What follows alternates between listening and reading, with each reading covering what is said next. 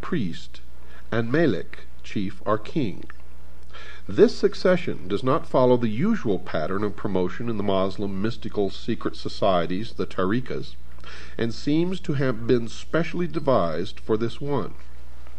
In the first 3 degrees, the candidate perfected himself by repetitions of certain phrases which were believed to carry power. Examples are these: Rabba, Afrina'a, Heya, Hafida, Kwawaya. Of these words, all Arabic are Persian.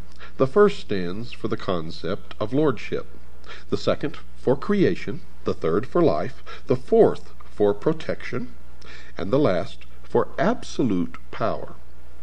If they were repeated with deep meditation upon various forms of their manifestations in human life, it was believed the appropriate power would come into the devotee.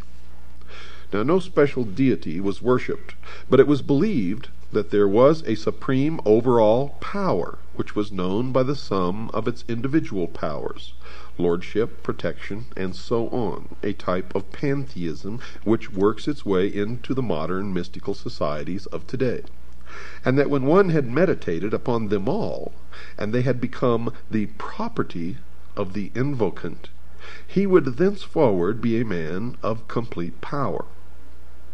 Now, folks, this kind of idea underlies a good deal of religious and magical thinking in many faiths, though it is seldom put in as concise a manner. The enlightened one of the 4th degree was he who could attain, during the rituals, complete identification with this overall power, and was guided by it in all that he did. It was said that he could communicate directly with the unknown or hidden supervisors.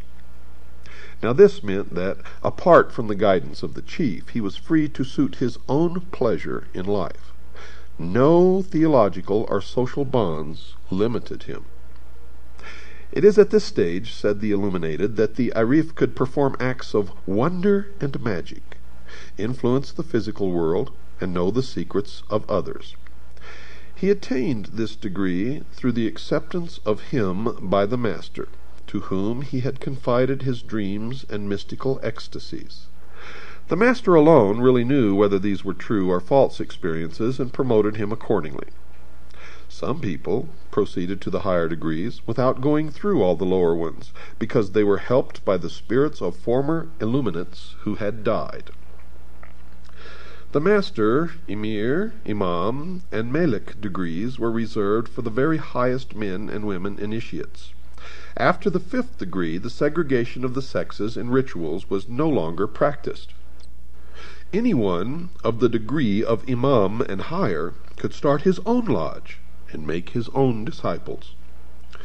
Bayezid decided to move his headquarters into the most inaccessible mountains of Afghanistan, where he set up a large and luxurious castle, and from which he directed his military and bandit operations, designed to overcome the rest of the East. His missionaries were sent far and wide, but received little official support. The cult did, however, spread among merchants and soldiers who thought that this gateway to mystical experiences was something to enter. They contributed lavishly to the chief's upkeep and his most expensive military, political, and espionage system.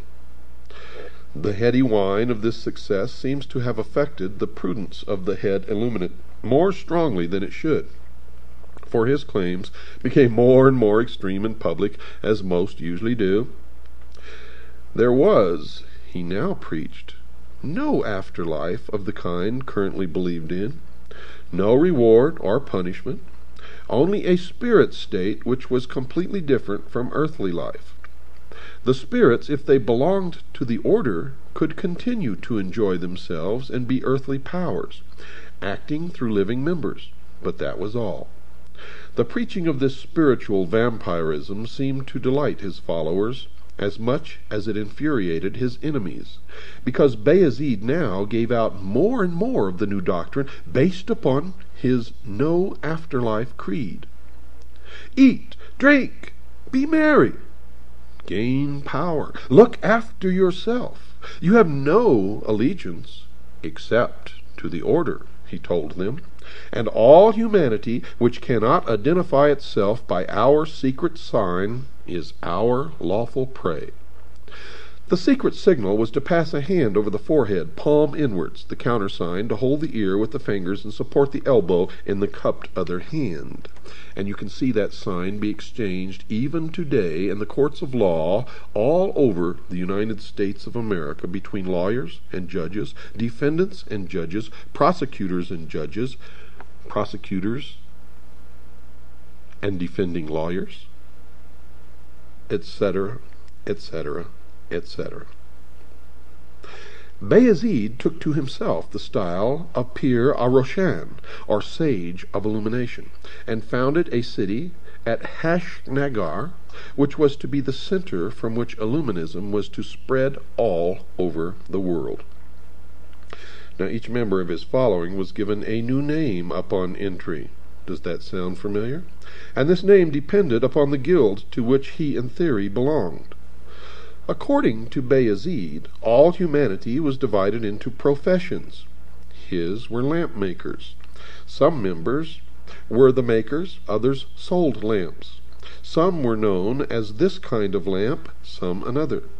Lamp of the darkness was a typical example. Among the other guilds noted are those of the builders.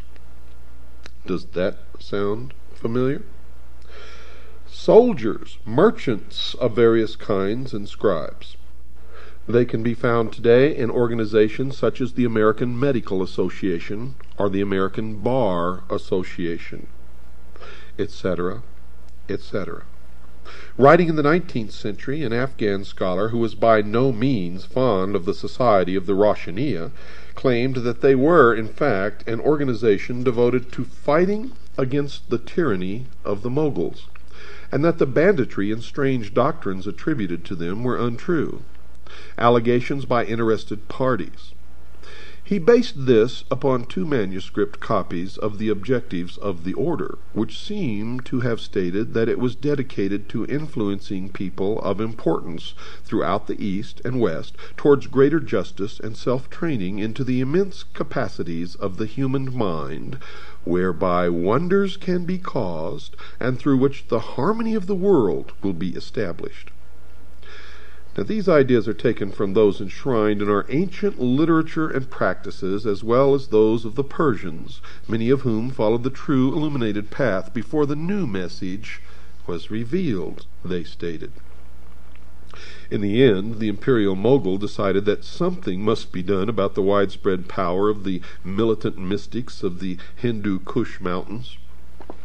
The governor of Kabul arrested Bayezid, clapped him in irons, and paraded him through the streets to show that here was no supernatural being.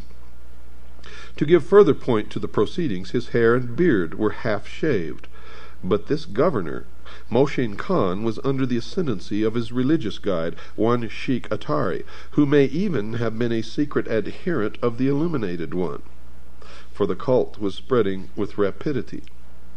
In any case, he told the governor that Bayezid was undoubtedly a man of great and holy attainments, and that considerable suffering would inevitably attend anyone who treated this man harshly. Bayezid was allowed to escape. The indignities to which he had been subjected kindled his illuminism still higher. Calling his numerous companions, he retired to tribal Tehra, where he set up a military and court atmosphere which is still remembered for its glamour, fervor, and mystery. India and Persia were to be overcome by force of arms, he announced. To that end, many more were to be enrolled into the ranks of the illuminated. Enthusiastic scenes throughout Afghanistan resulted from the proclamation, which was carried far and wide, to the accompaniment of kettle drums and wild sword dances. And when he was ready, Bayezid, attended by his halqa, or circle of dervishes, led the campaign into the lush land of India. Intercepted by the Moshin Khan, whom he had earlier escaped, he was wounded, put to flight, and he eventually died as a result of this encounter.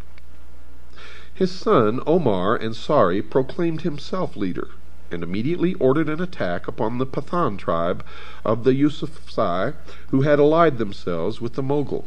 He was killed by the hillman, and his own son, "the servant of the one," took over the leadership. And by the middle of the 17th